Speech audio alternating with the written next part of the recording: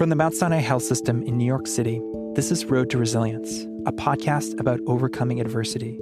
I'm John Earl. It's National Nurses Week, and this year with the pandemic, we're especially grateful for our nurses.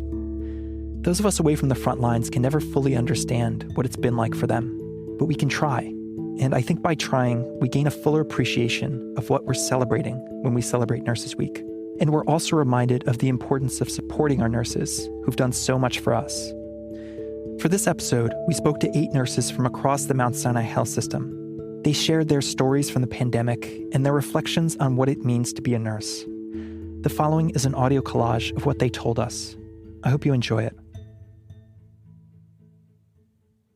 I'm actually fairly embarrassed to say that I didn't think that it was going to be a big deal. You know, the news and the politicians were all saying that it was, you know, just like the flu and it wasn't going to be that bad and all of those kind of things. So it was the last night that I worked before Hell Week started. And it was, she was 41 or 42, completely healthy, no medical problems, no medical issues. And this woman looked very, very similar to my partner. Striking resemblance. Like if I just saw them together, I would have thought that she was like an older sister. And she came in like on the verge of death. And in truth, it really freaked me out. And that was the first patient that really kind of flipped the switch for me.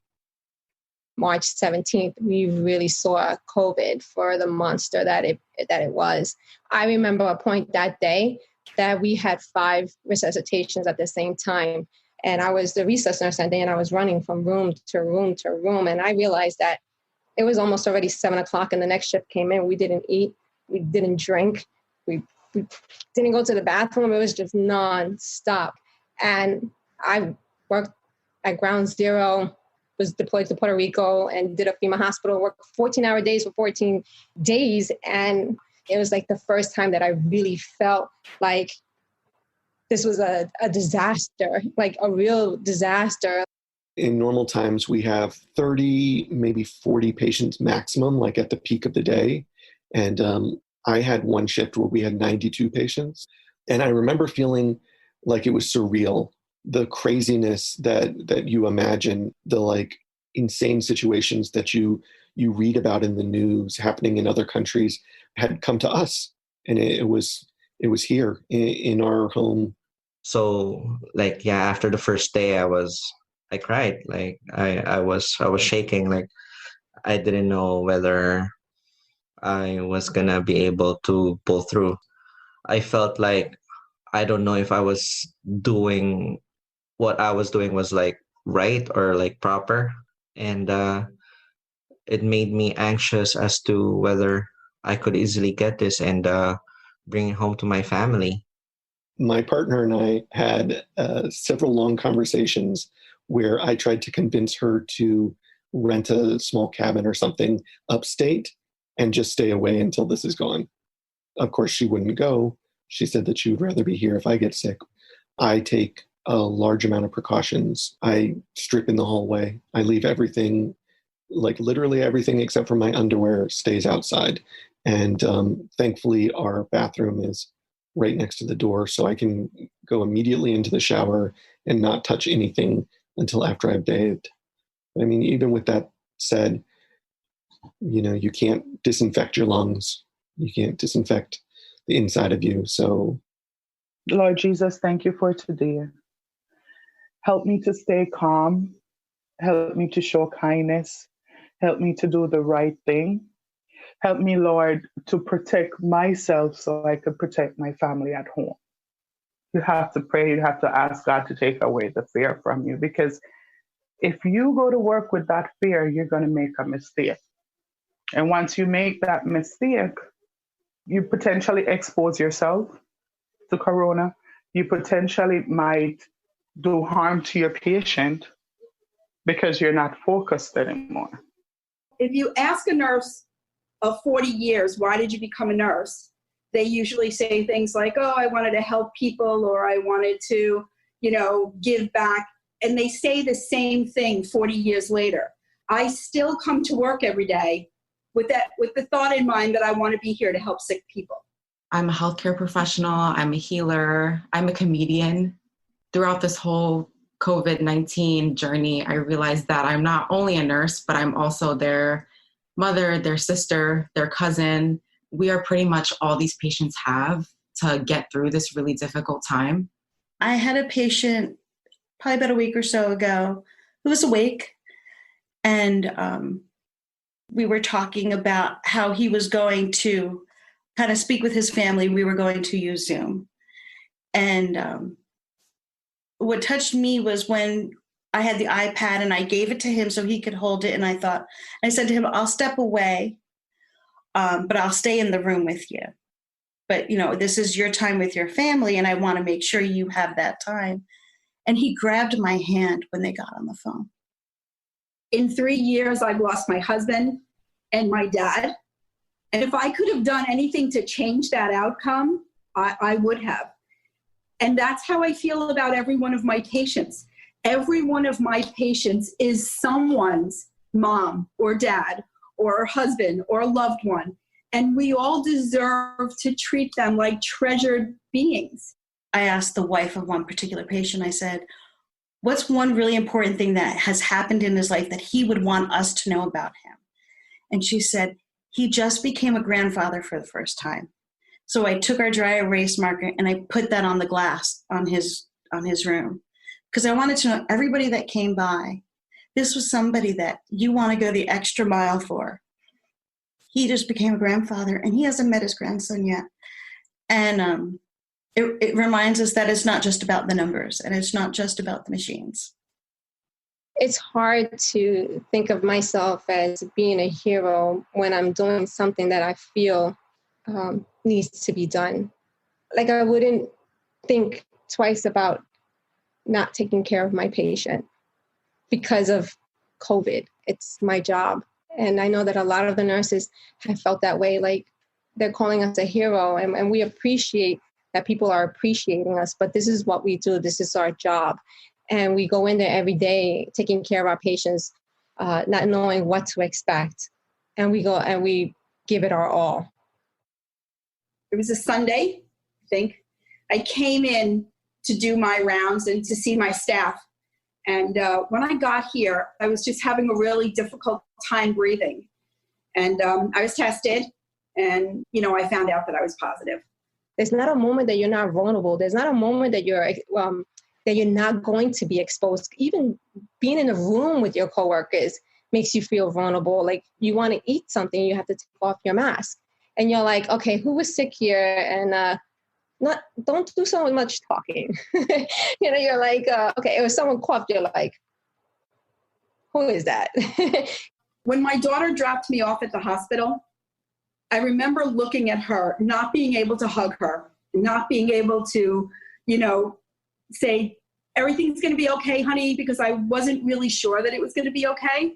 And I didn't want to say to her, I'm really afraid about going in here. But, I looked in her face and I thought to myself, is this the last time I'm going to see her? As I walk myself into this hospital. It's very, very sobering to think maybe I'm not going to come out. I'm not sleeping very well. I feel a level of anxiety that I don't normally. I don't normally feel anxiety about working. And there are 3 faces that I just see all the time. People that I personally made the decision to move resources away from. I don't want to say that it made a real impact in whether or not one person would live or die, but just the fact that I had to make those kind of choices weighs fairly heavily on you. I mean, in retrospect, I don't think that any of the decisions that I made were incorrect. Looking at, I don't even really know how to talk about it. Like I say, when I've come home and tried to put it down and document it in one way or another, it never comes out right. everyone calls you a hero, but a lot of times you don't really feel like one. Because even if you did everything in your power to help your patient, you still kind of feel like you're to blame somehow, like part of it had to be your fault. There's a specific patient that I can think about right now who was fairly young, but he wasn't really doing well and had to be intubated. And his phone call beforehand, kind of like letting his family know that he really loves them so much and he may never come out of this, still haunts me every single night. And that day when the rapid response team left, I was the only one left in the room. And I kind of just like stood next to him and looked at his face as he was already intubated and kind of just cried behind all of my PPE. And I think my manager kind of like looked at my face after I left the room and just saw that I wasn't really doing well. So later that day, he sent me a text message, and I would really like to read it. So this is the text. Sorry. Hoda, I just want you to know how proud I am of you. Today was a day that you probably never thought would have occurred, and I'm so sorry that I can't give you more, but what you did today saved a life. You are a true hero, and words cannot describe how honestly awestruck I am of your skills, compassion, and devotion to your patients. Know that I am here for you whenever. I feel like after every shift, if it's a bad shift, I spend at least an hour when I get home texting my coworkers. Not like, I wouldn't say like a therapy group or like a support group or anything like that. Mostly we text about things that happen that aren't like specifically patient related.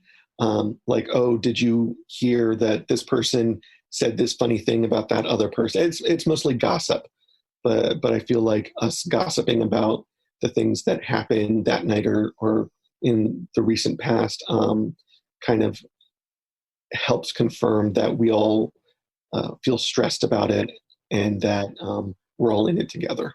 So every day I would wake up, I would test my breathing. It would feel the same. And I would say to myself, is today the day that they're going to tell me they need to intubate me? And then I woke up on the morning of the 8th and everything was different for me. I took that deep breath. I still felt really tight, but I felt like I had oxygen in my system. And that was the first day for me that I said to myself, yeah, I'm not going to end up on a ventilator. I'm gonna go home. I'm gonna get out of here. I just know it. At Mount Sinai, Queens, every time a patient's discharged, Here Comes the Sun by the Beatles is played over the loudspeaker. And you just look at everyone's faces and their mood just immediately changes. And it's just a happy and positive moment. And it keeps all of us going. They talk about resilient New Yorkers. They are resilient, amazing. I mean, I don't care what anybody else in the world says. We could go through anything and come right through it. I mean, we've proven it through 9/11, through hurricanes, and all the clapping at 7 p.m. It shows we're getting through this. I mean, it's New York coming alive. I love it. I hate the clapping at 7 o'clock. At 7 o'clock, if you're working, you're at work doing report. And if you're not working, you're trying to sleep because you've got the day off. It drives me crazy. It wakes me up when I have the day off, this clapping and cheering. And but I guess it's better than nothing. I have grown a lot. I don't take anything for granted anymore. And it just shows me how really fragile life, health, your whole being is. I learned that it's okay to be vulnerable, but it's not okay to give up. It's okay to feel like crap. It's okay to break down. None of it means that I'm any weaker. And I think it actually makes me stronger. And that's what makes me resilient. I always worry that in a clutch situation, I won't be able to perform. I guess, living through it and actually doing what you're supposed to, doing your job and actually doing it well, it makes you feel stronger. Oh boy. I learned I don't take enough time to care for myself.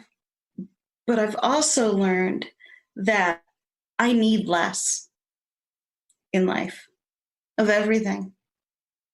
Today, I think, is day 5 that I've been back to work. And every morning I wake up without a problem, no matter what time I went to bed. And I've already planned what I'm wearing. And it's true, we're all in scrubs. But, again, I think this is the most important work that anyone can do. And so that's what brings me back. That's what makes me get up every morning. That's why I said to my kid who said to me, "Mom, please don't go to work. I don't want you to get sick again." And I said, "Quinn, I have to. I have to go. It's really important that I go to work." So that's it. That's what I believe.